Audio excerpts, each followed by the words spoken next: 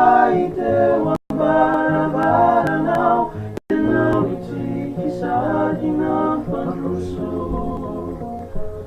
Fa fenofeno ny fonao, fizinano metoky hoe haniry toetra ny lanao foana,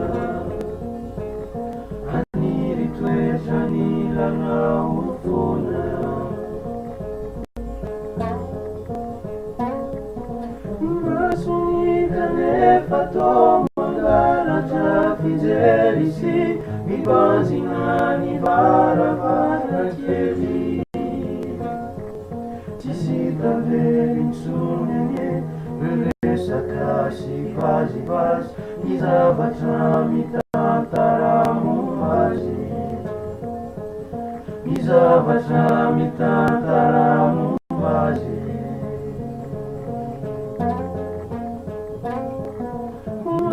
Tao aposiny de nisy taratasy iray nilaza fizandrany foromby, ianao tsy tokony tomany fefatrany ampiandohany no fantatrao fa mpivahiny anizy,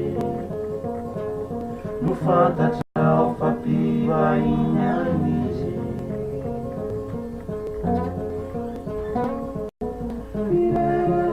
Izao marany zinazo izay ilay, irery anao mamboatra ny fandrina, tsisy tavely intsony resaka sy vazivazy ny zavatra mitantara momba azy, ny zavatra mitantara momba azy.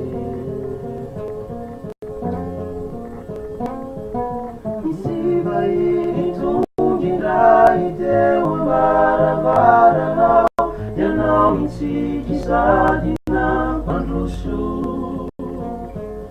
Fa fenofeno ny fonao, izinano metoky hoe haniry toetra ny lanao foana, haniry toetra ny lanao foana.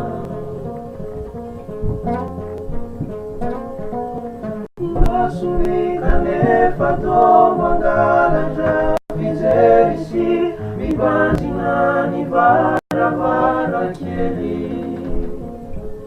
tsisy tavely intsony resaka sy vazivazy ny zavatra mitantara momba azy, ny zavatra mitantara momba azy.